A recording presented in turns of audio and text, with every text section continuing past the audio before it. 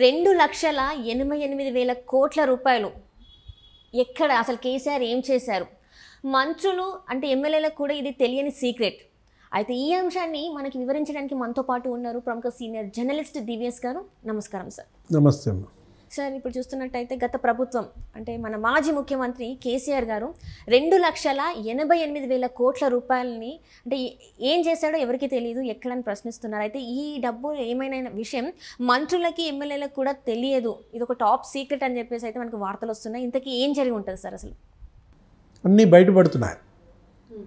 గత 10 ఏళ్ల కేసీఆర్ పరిపాలనలో అవినీతి, కుంభకోణాలు, గుట్టుమట్లు, ఈ దుర్వినియోగం, ప్రజాధనం ఎంత పెద్ద ఎత్తున స్వాహా చేశారు, ఇవన్నీ కూడా తవ్వి తీస్తున్న దీంట్లో ఈరోజు తాజాగా కాగ్ రిపోర్ట్ వెల్లడించింది.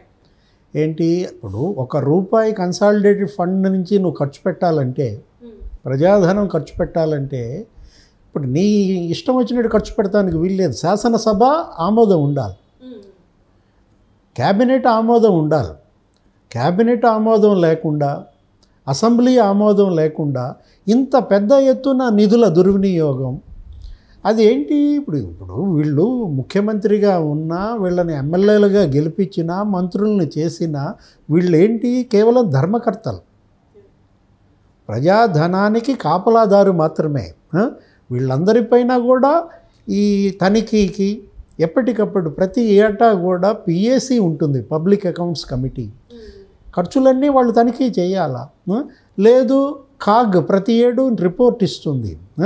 కాగ్కి వీళ్ళు బద్ధులై ఉండాలా? ఇన్ని కట్టడులు, ఇంత వ్యవస్థ నీకు అంబేద్కర్ ఇంత కట్టుదిట్టంగా పెట్టినప్పుడు అయినా కూడా ఇంత పెద్ద ఎత్తున దుర్వినియోగం జరిగిందంటే ఇంకా ఏ స్థాయిలో వన్ మ్యాన్ షో నడిచింది? ఏ స్థాయిలో అసెంబ్లీని వీళ్ళు దీనిలోకి తీసుకోలేదు? ఏ స్థాయిలో క్యాబినెట్ ఒక డమ్మీగా మారింది? అంటే వీళ్ళు క్యాబినెట్నే కాదు, అసెంబ్లీనే డమ్మీగా చేశారన్నమాట. ఉత్సవ విగ్రహాలుగా మారారా మంత్రులంతా? డూడు బసవన్నలుగా మారారా ఎమ్మెల్యేలంతా?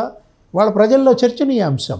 ఇప్పుడు మనం ఏమనుకున్నాం, కేసీఆర్ 10 ఏళ్ళు ఆయన వచ్చింది, ఆయన గెలిచింది, ఏదో తెలంగాణను ఉద్ధరిస్తాడని, బంగారు తెలంగాణగా మారుస్తాడని ఆశలతో కేసీఆర్కి ఇంత గొప్ప మ్యాండేట్ ఇస్తే 2014లో ఇచ్చిన మ్యాండేట్ కన్నా 2018లో ఇంకా ఎక్కువ మ్యాండేట్ ఇచ్చారు. అలాంటిది ఆయన ప్రజల నమ్మకాన్ని ఇంతగా ఒమ్ము చేయడం అనేది దురదృష్టకరం. ఇప్పుడు 2,88,000 కోట్లు అంటే నీకు సంవత్సరానికి, అది కూడా ఎప్పుడు 8 ఏళ్లలో, 10 ఏళ్ల లెక్క కాదు కాగ్ చెప్పింది, 8 ఏళ్ల లెక్క. అంటే సగటున ప్రతి ఏడాది 35,000 కోట్లు. అసెంబ్లీ ఆమోదం లేదు, క్యాబినెట్ అప్రూవల్ లేదన్నమాట. కేసీఆర్ ముఖ్యమంత్రి అయిన మొదటి సంవత్సరం ఏదో 4,800 కోట్లు ఏమో ఎక్సెస్ బడ్జెట్. అదేమంత పెద్దది కాదు. సంవత్సరానికి 5,000 కోట్లు, 4,000 కోట్లు బడ్జెట్ ఎక్కువ ఖర్చు పెట్టారంటే ఓకే అనుకుంటారు. జనరల్గా ప్రతి సంవత్సరం అది జరుగుతూ ఉంటుందని సరిపెట్టుకుంటారు. అలాంటిది 4,800 కోట్లు ఒక సంవత్సరం, తొలి సంవత్సరం అయితే ఎక్సెస్ ఎక్స్పెండిచర్ ఒక ఏడాది ఎప్పుడు 2021-22లో 80,000 కోట్లకు చేరింది. అంటే ఎక్సెస్ ఎక్స్పెండిచర్ 80,000 కోట్లు ఎలా చేస్తారు? కూడా 2,90,000 కోట్లు ఎంతో ఉంటుంది. అంటే 3,00,000 కోట్ల బడ్జెట్, 2,00,000 కోట్ల బడ్జెట్లో ఎక్సెస్ ఎక్స్పెండిచర్ 82,000 కోట్లు ఎలా ఉంటుంది? అంతకు క్రితం ఏడాది ఎంత? 67,000 కోట్లు. ఎక్కడ 4,700 కోట్లు, ఎక్కడ 67,000 కోట్లు? ఎక్కడ 4,700 కోట్లు, ఎక్కడ 82,000 కోట్లు?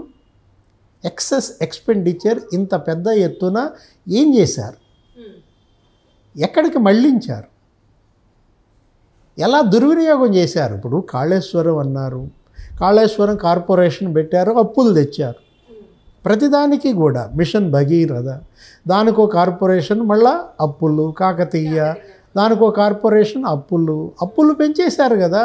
6,00,000 కోట్ల అప్పులు ఇక్కడ తెలంగాణ కేసీఆర్ హయాంలో. ఇంత అప్పులు తీసుకొచ్చి మీరు సృష్టించిన సంపద ఏంటి? కూలగొట్టినారు, కట్టారు. మీరు పంచిపెట్టారు, రైతు బంధు ఇచ్చారు, దళిత బంధు ఇచ్చారు. మీరు స్కీముల ద్వారా పంచిపెట్టింది ఎంత? ఒకవేళ పంచిపెట్టినా ఆ పంచిపెట్టిన దాంట్లో గనక చిత్తశుద్ధి ఉంటే, ఏది పారదర్శకత ఉంటే అసెంబ్లీ ఆమోదం, క్యాబినెట్ అప్రూవల్.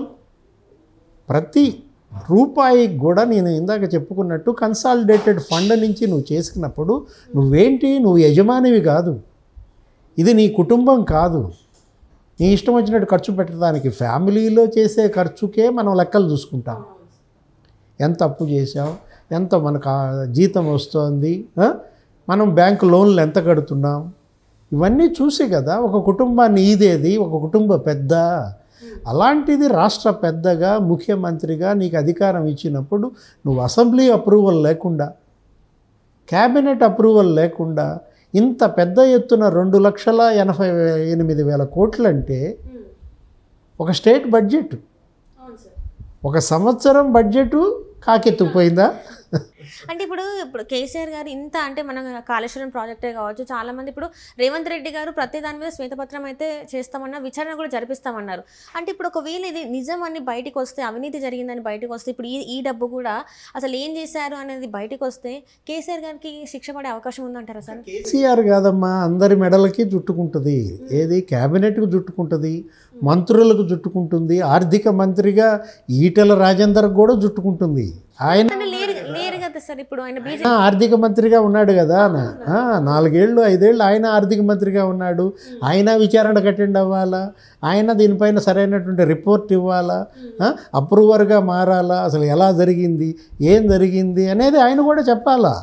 ఆయనే కదా. ఆ తర్వాత ఆర్థిక మంత్రి ఎవరు? హరీష్ రావు. హరీష్ రావు మెడకి చుట్టుకుంటుంది. ఇంత పెద్ద ఎత్తున రాజేందర్ టైంలో కాదు, ఇదంతా కూడా ఎప్పుడు హరీష్ రావు టైంలోనే మనకు కనపడుతోంది.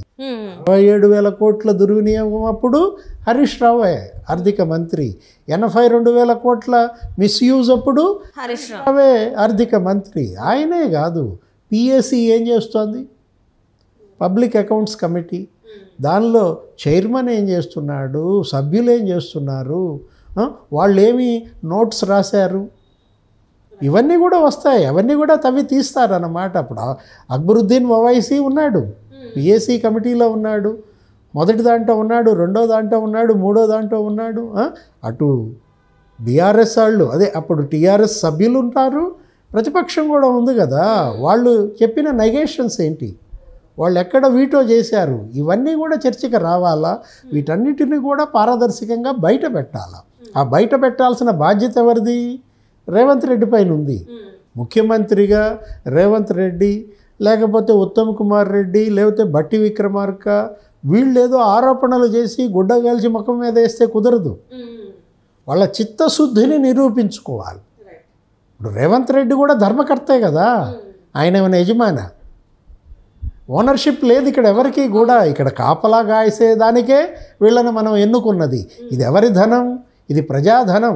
ప్రతి రూపాయి కన్సాలిడేటెడ్ ఫండ్ నుంచి నువ్వు ఖర్చు పెట్టే ప్రతి రూపాయికి నువ్వు బాధ్యత వహించాలి. ముఖ్యమంత్రిగా ఎవరుంటే వాళ్ళు బాధ్యత వహించాలా. కేసీఆర్ బాధ్యతారహితంగా వ్యవహరించాడని వీళ్ళు ఊరికే ఆరోపణలు చేస్తే కుదరదు. మీ బాధ్యత ఎంత మేరకు మీరు నిర్వర్తిస్తారు అనేది